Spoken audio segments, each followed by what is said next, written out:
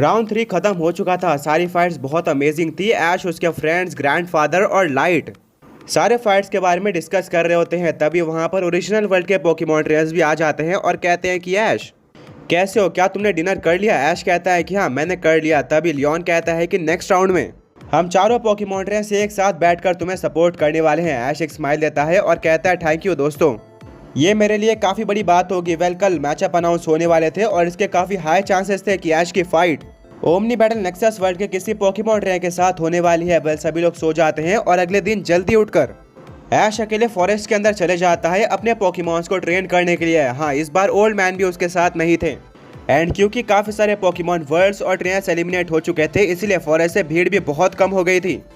पूरा फॉरेस्ट खाली और सुनसान होता है। ऐश अपने हुपान बाउंड को ट्रेन कर ही रहा होता है कि तभी ऊपर से ऐश को किसी हैवी पोकेमॉन के गुजरने का एहसास होता है। वो ऊपर देखता है एंड उसको एक जाना पहचाना पोकेमॉन दिखता है एंड उसको कुछ फील भी होता है मानो कि ऐश का उस पोकेमॉन के साथ कोई कनेक्शन हो, बट वो ठीक से आइडेंटिफाई नहीं कर पाता है कि वो पोकेमॉन कौन सा है। ऐश उसको किसी रेगुलर पोकेमॉन की तरह समझकर ट्रेनिंग कंटिन्यू करता है, पर वो पोकेमॉन भी ऐश के ऑरा को फील कर लेता है और नीचे उतरना स्टार्ट कर देता है।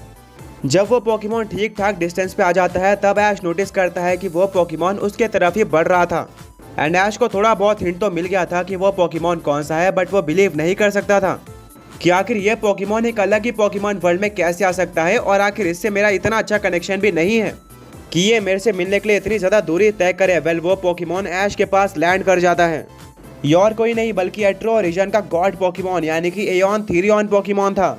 ऐश इसको देखकर पूरी तरह से शेक हो जाता है। वहीं पर एयॉन थीरियन के फेस पर सीरियस रिएक्शन था। ऐश कहता है एयॉन थीरियन तुम यहाँ पर क्या कर रहे हो, क्या तुम्हें मुझसे कोई काम है। तब एयॉन थीरियन की बॉडी लाइट ब्लू कलर के ऑरा में ग्लो करना स्टार्ट कर देती है और ऐश कंफ्यूज हो जाता है कि आखिर एयॉन थीरियन क्या कर रहा है। एयॉन थीरियन टेलीपैथी का इस्तेमाल करता है और ऐश के दिल से कनेक्ट हो जाता है। अब वो ह्यूमन लैंग्वेज में बात कर सकता था। ऐश और एयॉन थीरियन डायरेक्ट कांटेक्ट करते हैं, जहां पर एयॉन थीरियन बताता है कि मुझे पता चला कि एट्रो के ज़्यादातर स्ट्रॉन्ग पोकेमॉन ट्रेनर्स दूसरे वर्ल्ड में आए हैं पोकेमॉन यूनिवर्स चैंपियनशिप के लिए, जिनमें से तुम भी एक हो। मुझे अभी भी याद है कि कैसे तुमने मुझे हेक्टर के पकड़ से छुड़वाया था। तभी से मैं तुम्हारी काफ़ी रिस्पेक्ट करता हूँ और तुम मुझे एक पोकेमॉन ट्रेनर की तरह काफ़ी पसंद आए थे, पर क्योंकि मेरे ऊपर एट्रो रीजन की काफ़ी जिम्मेदारी थी इसलिए मैंने कभी भी तुम्हारी टीम को ज्वाइन करने का नहीं सोचा। पर क्योंकि मैं एक गॉड पोकेमॉन हूँ, मुझे फील हो गया था कि तुम्हें मेरी ज़रूरत है दूसरे पोकेमॉन वर्ल्ड में। यहाँ पर कुछ ऐसे पोकेमॉन ट्रेनर्स हैं जिनके पास सुपर स्ट्रॉन्ग पोकेमॉन है, इवन ऐसे पोकेमॉन जो कि मुझे भी राइवल कर सकते हैं एंड ऐसे में तुम्हारा जीतना काफ़ी मुश्किल हो जाएगा। ऐश की आंखें खुली की खुली रह जाती है। वो कहता है क्या एयॉन थीरियन सच में तुम सीरियस हो। एयॉन थीरियन अपना सर हिलाता है और कहता है कि हाँ मैं पूरी तरह से सीरियस हूँ, मैं तुम्हारा एक टेम्पररी पोकेमॉन बनना चाहता हूँ। ऐश को भरोसा नहीं होता है कि अचानक से ये सब कैसे हो सकता है, क्या वो कोई सपने में था। ऐश अपने आप को पिंच करता है जिससे प्रूफ हो जाता है कि ये कोई सपना नहीं था बल्कि रियलिटी थी। ऐश बहुत खुश हो जाता है और एक स्माइल करके कहता है कि ये तो मेरे पोकेमॉन टीम में एक कमाल का एडिशन होगा।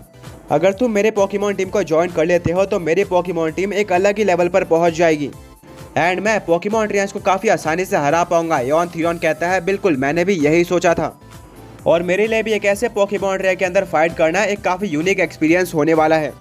मैंने देखा था कि तुम अपने पोकेमॉन से काफ़ी ज़्यादा प्यार करते हो और जब वो वीक हो जाते हैं तब उनको फोर्स नहीं करते हो और भी फाइट करने के लिए, जबकि तुम्हारे पोकेमॉन्स खुद ही तुम्हारे लिए और फाइट करना चाहते हैं। ऐश काफ़ी ज़्यादा इमोशनल हो जाता है। वो अपने पोकेबॉल को बाहर निकालता है कि तब एयॉन थीरियन कहता है नहीं, मैं पोकेबॉल के अंदर नहीं जाना चाहता, क्योंकि एक बार कोई पोकेमॉन पोकेबॉल के अंदर चले जाता है तो उसके दिल में जो फीलिंग्स होती है उस पोकेमॉन ट्रेनर के लिए वो और भी स्ट्रॉन्ग बन जाती है एंड वो लॉयल हो जाता है। अगर ऐसा हो जाता है तो मैं अपने पूरे जर्नी के लिए तुम्हारे साथ रहना चाहूँगा एंड फिर एट्रो को कोई भी संभाल नहीं पाएगा। ऐश कहता हूँ मैं समझ सकता हूँ, बट पोकेबॉल के अलावा हमारे पास क्या ऑप्शन है। तब एयॉन थीरियन की बॉडी फेड होना स्टार्ट हो जाती है, यानी कि वो गायब होने लगता है। ऐश कहता है एयॉन थीरियन क्या तुम कहीं पर जा रहे हो। एयॉन थीरियन कोई भी आंसर नहीं देता है और उसकी बॉडी पूरी तरह से इनविजिबल हो जाती है। ऐश कहता है ओ नहीं एयॉन थीरियन, शायद तुम चले गए। तब एयॉन थीरियन की आवाज़ आती है और ऐश को सेटिस्फैक्शन मिलता है। एयॉन थीरियन कहता है कि मेरे पास एबिलिटी है इनविजिबल होने की और मैं हर टाइम पर ऐसे इनविजिबल होकर तुम्हारे साथ चल सकता हूँ जिससे किसी को भी अंदाज़ा नहीं लगेगा कि मैं तुम्हारे साथ हूँ। इनविजिबल होने के बाद मैं हर एक चीज़ के थ्रू आर पार हो सकता हूँ, मैं किसी को भी टच नहीं कर पाऊंगा एंड ये बिल्कुल परफेक्ट होगा। इससे मेरे दिल में जो फीलिंग्स है वो और भी स्ट्रॉन्ग नहीं होने वाली है। ऐश कहता है ऑसम, ये तो सबसे बेस्ट तरीका है, मैं इसके लिए पूरी तरह से रेडी हूँ और मंजूर करता हूँ। इयॉन थिरियन कहता है ठीक है, तो मैं आपसे तुम्हारा टेम्पररी पोकेमॉन हूँ जब तक ये पोकेमॉन यूनिवर्स चैंपियनशिप खत्म नहीं हो जाती। बस हाँ, मुझे एक बात और बतानी थी, जब तक तुम मुझे फर्स्ट टाइम फाइट में नहीं सेंड करते हो तब तक तुम्हें किसी को भी नहीं बताना है कि तुम्हारी मेरे से मुलाकात हुई थी और मैं तुम्हारा पोकेमॉन बन चुका हूँ। इवन अपने क्लोजेस्ट फ्रेंड्स को भी नहीं, जैसे कि ये तुम्हारे ग्रैंडफादर, ब्रॉक, मिस्टी या फिर सरीना। ऐश कंफ्यूज हो जाता है और कहता है शायद ये मेरे लिए थोड़ा मुश्किल होगा। आगे बढ़ने से पहले पिछले पोकी क्विज के विनर्स ये रहे। एंड आज का क्वेश्चन ये है कि आपके स्क्रीन पर जो ये पोकेमॉन है उसका नाम आपको गेस करना है। मेरा ब्रॉक, मिस्टी, सरीना और अपने ग्रैंडफादर के साथ काफ़ी स्ट्रॉन्ग कनेक्शन है। मैं हर एक चीज़ उनके साथ शेयर कर देता हूँ और उनसे कोई भी बात छुपाना मेरे लिए काफ़ी मुश्किल होगा। इयॉन थिरियन कहता है तुम्हें मेरे लिए कोशिश करनी होगी। मैं नहीं चाहता कि बैटल आने से पहले किसी को भी पता चले कि मैं तुम्हारे साथ हूँ।